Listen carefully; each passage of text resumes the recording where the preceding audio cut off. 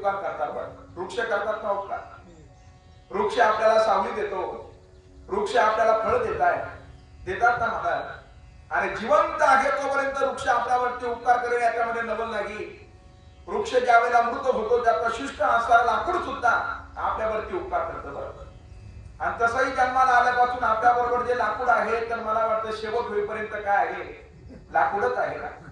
चांद को छूने वाले इंसान, अरे देख तमाशा लकड़ी का, जब तू पैदा हुआ हो पलंग भी था लकड़ी का, माता जी ने तुम्हें सुलाया वो पलना भी था लकड़ी का, जब तू चलना शिका तो चलन गाड़ी भी थी लकड़ी की, बच्चे के साथ तुम खूब खेल खेला वो गिल्ली डंडा भी था लकड़ी का, जब तेरी पढ़ाई शुरू हुई, पूर्वीच्या काळी पेन सुद्धा लाकडाचेच होते बरं. वो तख्ती पेन भी था लकड़ी का, मास्टर जी ने भय दिखलाया वो डंडा भी था लकड़ी का.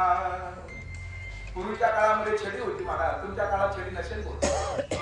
अशी छडी होती महाराज, असे वाजून काढायचे बरं शिक्षक. सुनील आपल्या काळामध्ये कसे वाजून काढायचे असं म्हणूनच त्यावेळेला गाणं होतं, छडी वाजे छम छम. आता गाणं गेलं महाराज, छडीच संपली. पण त्यावेळेला काय होतं, छडी होती. मास्टर जी ने भय दिखलाया वो डंडा भी था लकड़ी का.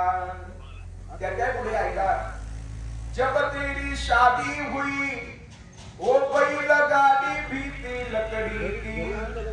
दादा तुमच्या लग्नाला मिरवणुकीला काय बैलगाडीच होती ना.